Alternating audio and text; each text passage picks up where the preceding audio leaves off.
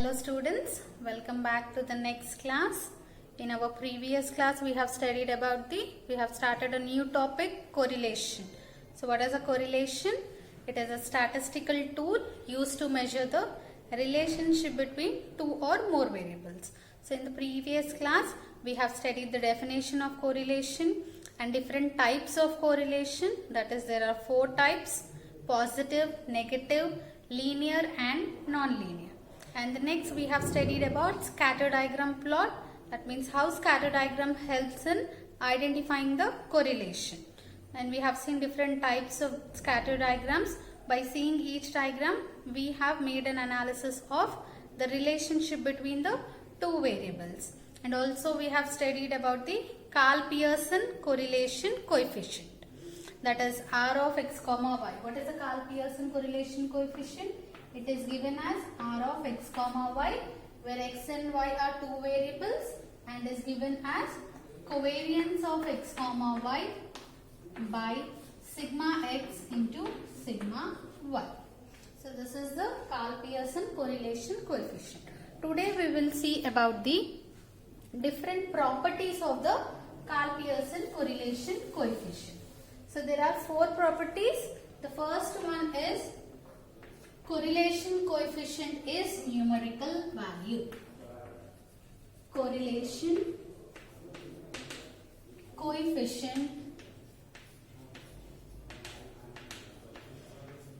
is a numerical value.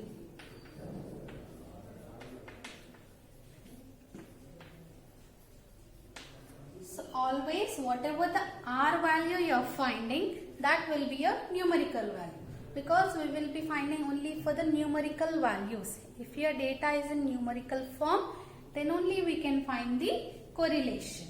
That's why the R value is always a numerical value.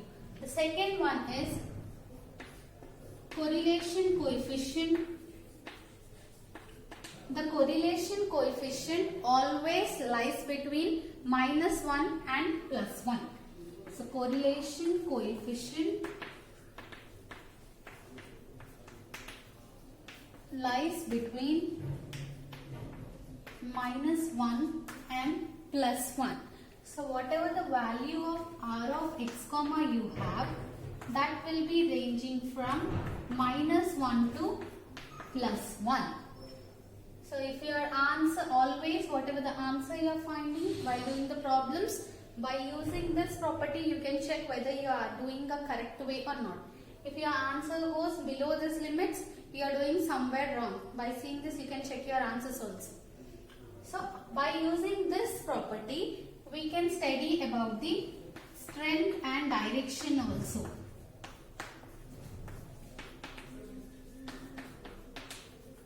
So strength and direction can be studied by using this property. Direction means whether it is positive or negative.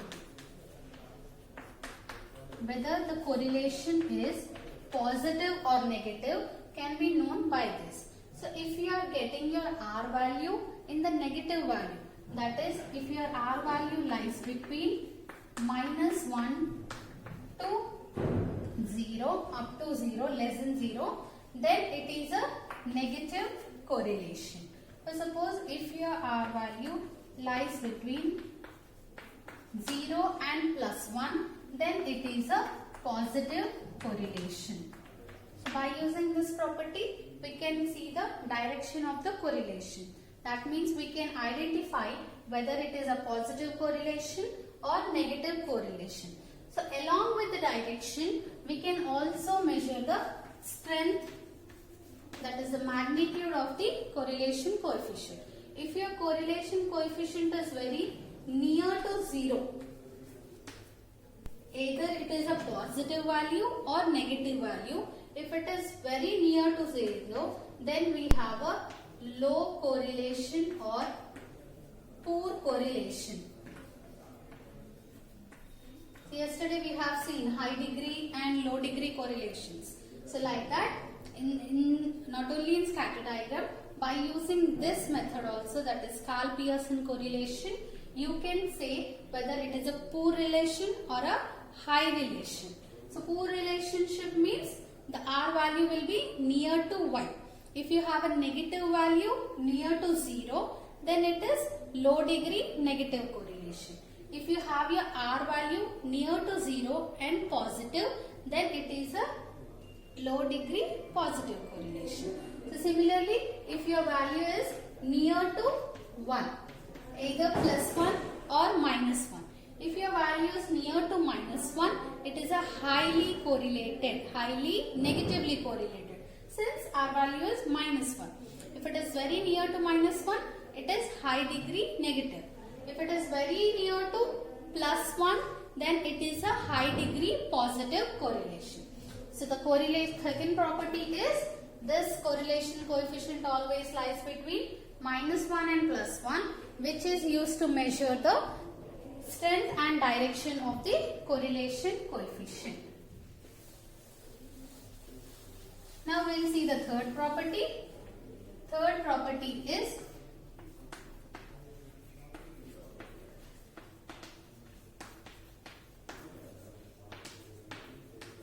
the correlation coefficient is independent of change of origin and scale.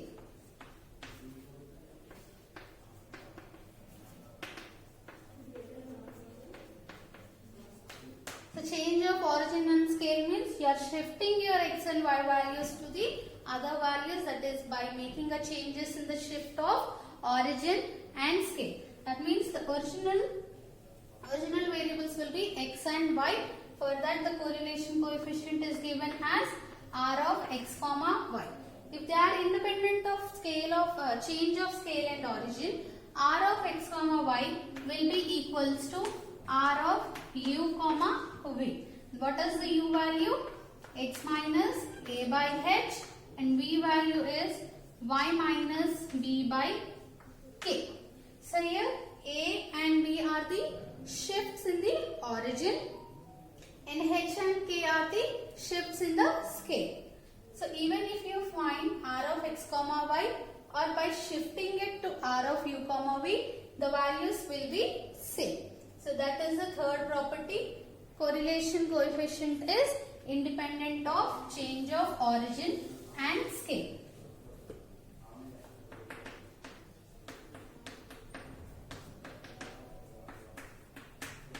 And the last fourth property is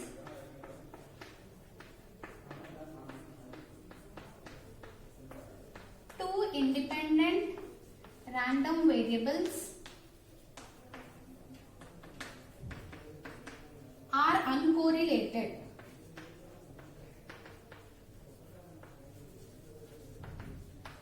So when the variables are uncorrelated, variables are independent, then they are said to be uncorrelated. That means they will not have any relation.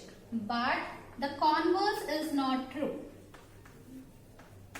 But the converse is not true.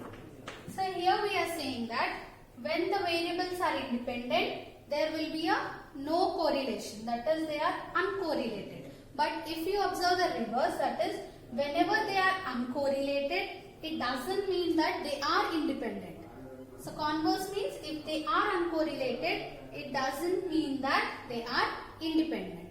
Now these are the four properties of correlation coefficient.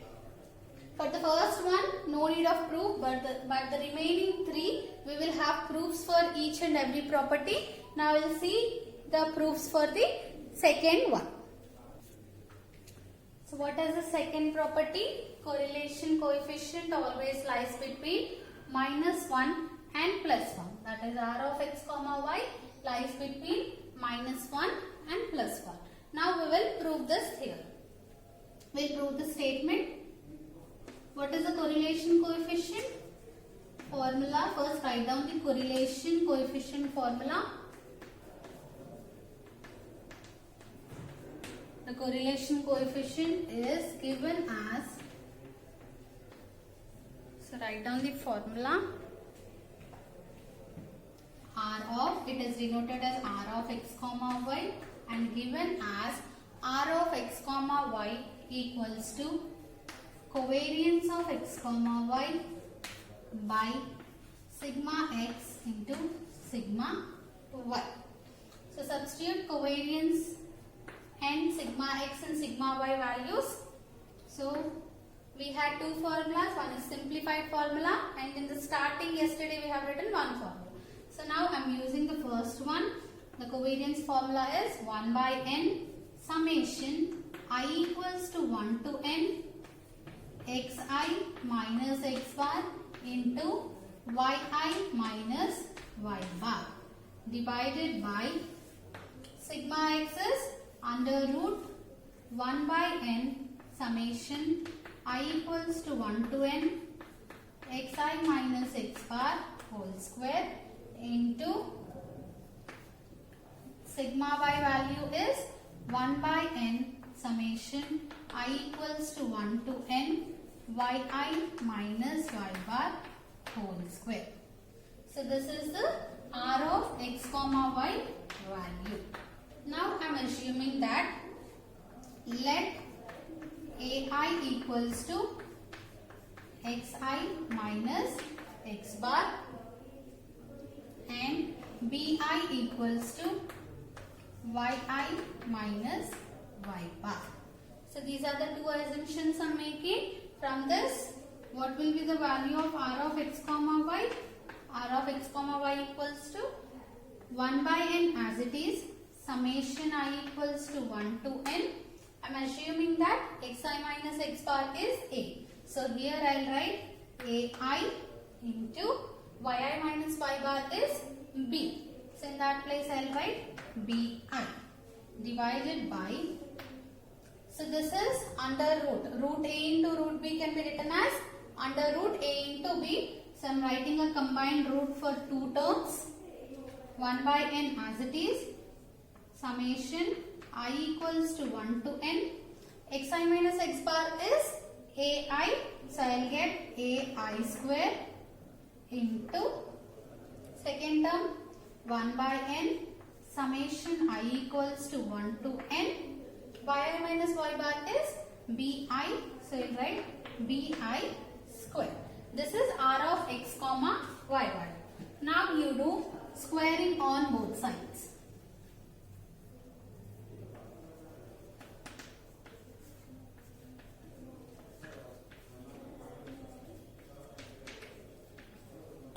Now do squaring on both sides. So r of x comma y will become r square of x comma y equals to, if you do squaring,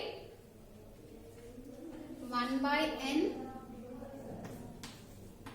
summation I equals to 1 to n ai bi whole square. For numerator and denominator I am splitting the square, divided by, here 1 by n into 1 by n is 1 by n square. Square root of 1 by n will be 1 by n square is 1 by n. 1 by n into 1 by n is 1 by n square. Square root of 1 by n square will be 1 by n. So this 1 by n will come outside the root and write the remaining term. Summation ai square into summation bi square. So I am doing squaring on both sides. Now if you observe, this is 1 by n square and here also you have 1 by n square. So both 1 by n square and 1 by n square gets cancelled. The left out term will be r square of x comma y equals to, what is the left out term? Summation I equals to 1 to n ai bi whole square divided by, here squaring means square and root gets cancelled and 1 by n is also cancelled. You will be left out with summation I equals to 1 to n ai square into summation I equals to 1 to n bi square. So this is r square of x comma y value. Keep it as equation 1. So up to here, you have understood everything, right? Now next one is, we are using here Cauchy-Schwarz inequality. By Cauchy Cauchy-Schwarz inequality.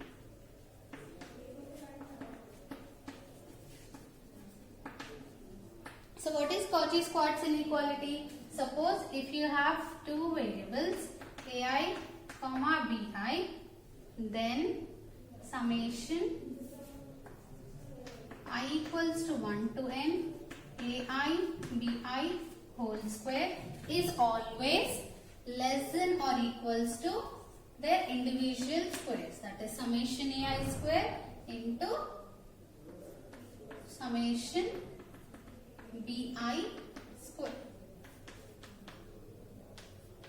So whenever you have two variables, the summation of squares is always less than or equals to their individual squares of summations.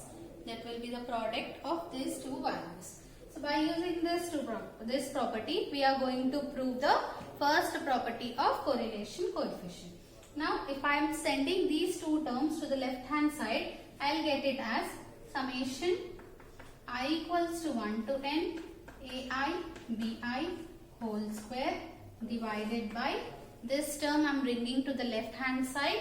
So it will become summation I equals to 1 to n ai square into summation I equals to 1 to n bi square less than or equals to 1.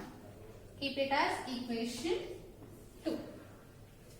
So what we have done till now, we have written the r of x comma y formula, that is covariance of x comma y by sigma x into sigma y.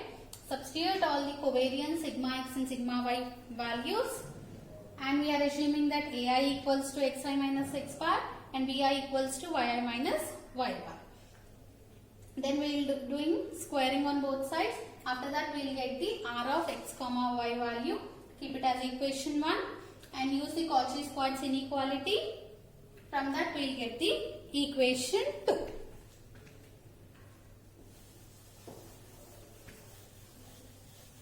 Now observe both the equations.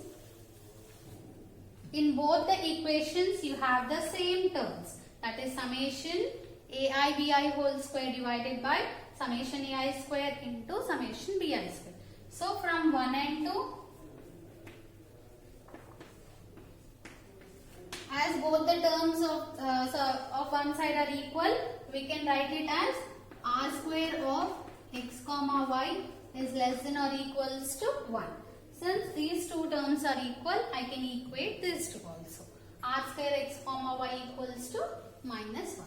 So if I remove square, I will get r of x comma y is less than or equals to plus or minus 1. That means this can be written as minus 1 less than or equals to r of x comma y less than or equals to plus 1. So hence proved. So this theorem, for this theorem you need to remember the Cauchy-Schwarz inequality. The first statement, that is the first property, is finished. Now we will move to the second property. Now we will move to the third property, that is third property is correlation coefficient is independent of change of origin and scale. So first write r of x comma y formula, that is covariance of x comma y by sigma x into sigma y. Now we are shifting our origin and scale. So let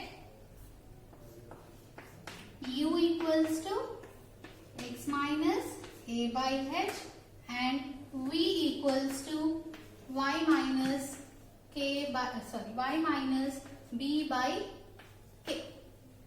So these are the shiftings and change of origin and scale. Now from this, what is the x value I can write? X equals to, h will be shifting to left hand side. You will get u into h, minus a comes this side, it is plus a. So this is the x value. For this x value, I am finding expectation of x. So expectation of x means for constant, the expectation value of a constant is always a constant.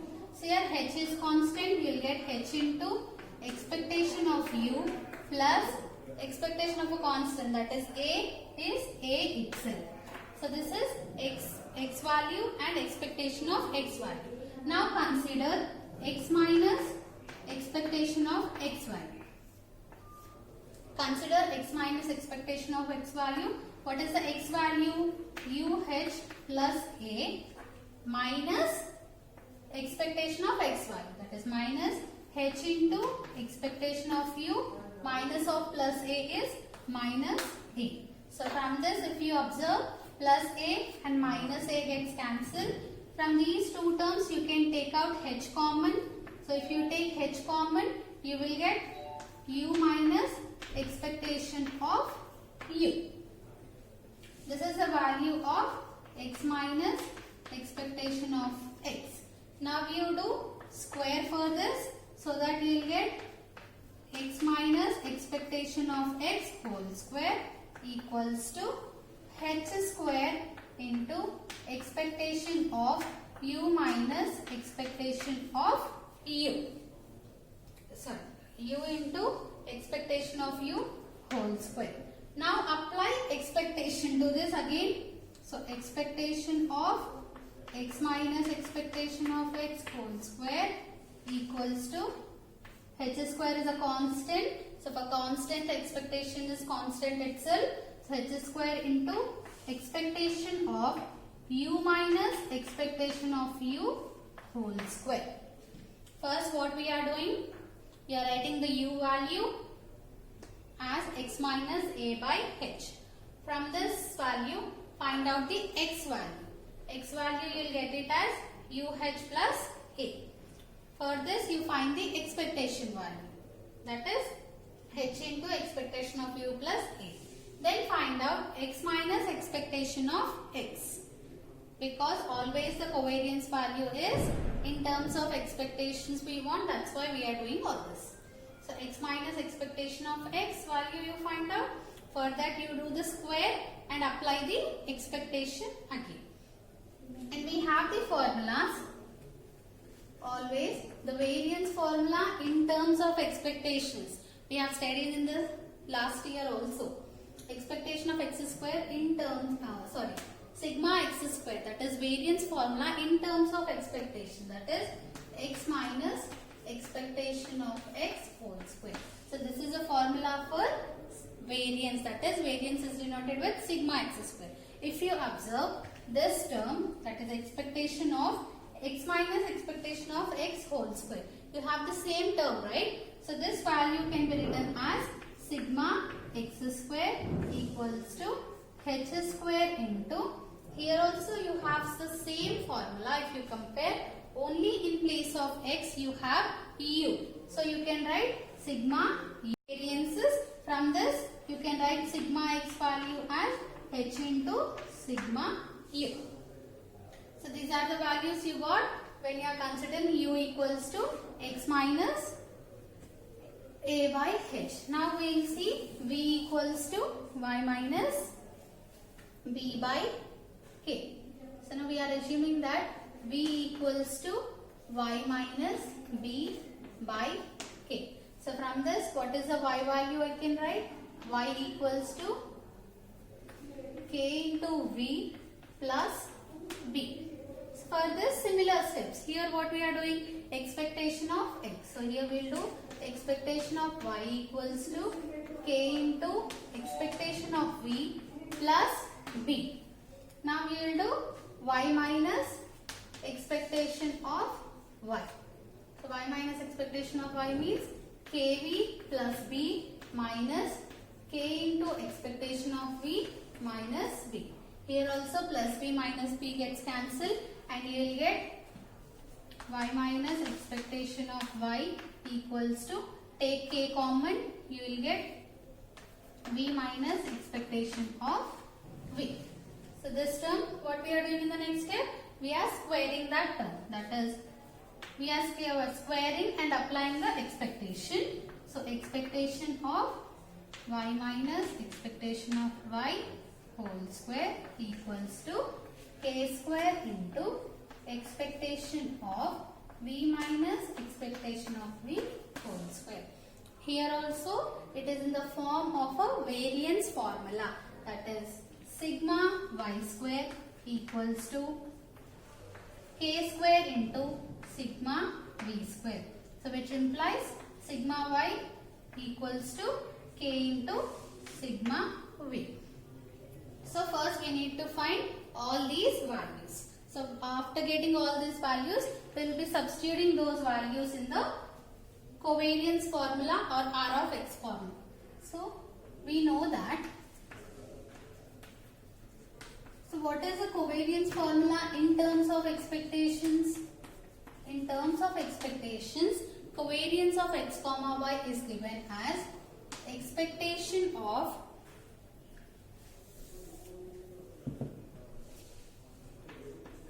covariance of x comma y equals to expectation of x minus expectation of x into y minus expectation of y. So this is the formula for covariance in terms of expectations. And we got sigma x and sigma y values also. Now consider R of x comma y. What is R of x comma y? Covariance of x comma y divided by sigma x into sigma y. Substitute covariance value. What is covariance value? Expectation of x minus expectation of x. You already have here the value of x minus expectation of x. You can keep it as 1. So from 1, what is the expectation of x value? H into u minus expectation of u into one more bracket into y minus expectation of y value is k into v minus expectation of v. Close the bracket. Divided by sigma x value, what we are getting? H into sigma u into sigma y value you are getting as k into sigma v. So apply this expectation inside. You will get constants. What are these constants? H and k are constants. So write H and k as it is. Expectation of u minus expectation of u into v minus expectation of v. If you observe this term, this is in the form of a covariance formula. What is covariance formula? Expectation of x minus expectation of x. Here you have u minus expectation of u. Here y minus expectation of y. You have v minus expectation of v. So this can be written as R of x comma y equals to this hk and hk gets cancelled. This is nothing but covariance of u comma v divided by sigma x into sigma y. So covariance term divided by x, sigma x and sigma y is nothing but the R formula, that is correlation coefficient. In place of x and y you have u and v. So therefore R of x comma y is equals to R of u comma v. So even if you change the origin and scale, you are going to get the same answer. So this is the proof for the third property. Correlation coefficient is independent of change of origin and scale. Try to make your notes, prepare your notes by watching this, and I will be sending you the notes also. Now we'll move to the third property, the fourth property, the last one. So coming to the last property, that is two independent random variables are always uncorrelated, but the converse need not be true. So whenever you consider two random variables where both are independent, then you will not get any correlation between them. But the reverse one, that is whenever they are not correlated, it doesn't mean that they are independent. Now we will see the proof for it. First write down the correlation coefficient formula. R of x comma y equals to covariance of x comma y by sigma x into sigma y. Uncorrelated means the R value will be 0. So when you will get r of x comma y as 0, when your covariance value is 0. If your numerator is 0, obviously the whole answer will be 0. So that's why first consider covariance of x comma y. So I am writing covariance formula in terms of expectations, that is expectation of x minus expectation of x into y minus expectation of y. Now what I am doing is multiply these two terms. Expectation of x into y is xy minus x into expectation of y minus y into expectation of x plus expectation of x into expectation of y. Now multiply expectation of x inside. You will get expectation of xy minus, for the expected value, if you find again expected value, it will be the same. So here the expectation will be applied only to the x term. So you will get expectation of x into expectation of y minus expectation of y into expectation of x plus last term as it is. Now if you observe, two terms will be cancelled, that is minus expectation of x into expectation of y and plus expectation of x into expectation of y. So these two terms gets cancelled and you will be left out with only expectation of xy minus expectation of x into expectation of y. In our last sem we have studied that when two variables are independent, so whenever two variables are independent, always expectation of xy is equals to expectation of x into expectation of y. In our first sem we have studied expectation topics. From that, the properties of expectation, we have that expectation of xy equals to expectation of x into expectation of y only when the two variables are independent. Now we will see. Now since we are assuming that two variables are independent, so expectation of xy will be expectation of x into expectation of y minus expectation of x into expectation of y. Since both the terms are similar, they get cancelled and the covariance of x comma y is equals to 0. Since covariance is 0, obviously r of x comma y is also equals to 0. That means whenever the variables are independent, the covariance will be 0 and automatically the r value will also be 0. Now we will see a small example for this fourth property, that is two variables are uncorrelated if they are independent, but the converse is not true. So that converse we will study by using one example. So here I have considered a bivariate data, that is x and y values. So I have x values and y values. So x values are minus 3, minus 2, minus 1, 0, 1, 2, 3. So if you observe, the negative values and positive values are same, so obviously the summation will be 0. And x into y also the summation will be 0 because the positive and negative terms will be same.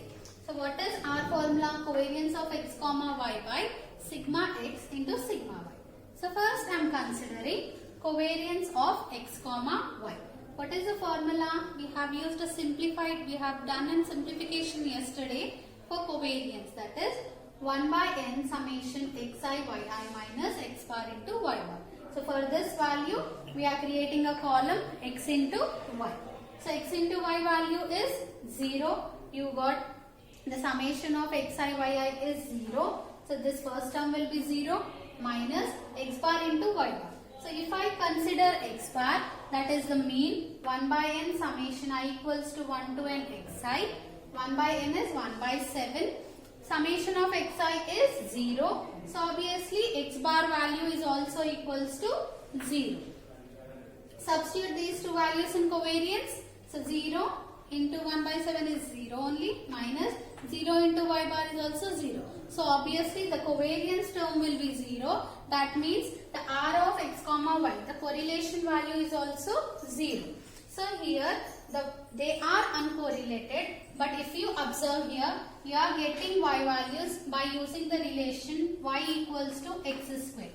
If you square these terms, then only you are getting the y variables. That means they are not independent. They are dependent on each other, but the correlation is 0. So by seeing this example, we can prove the converse also.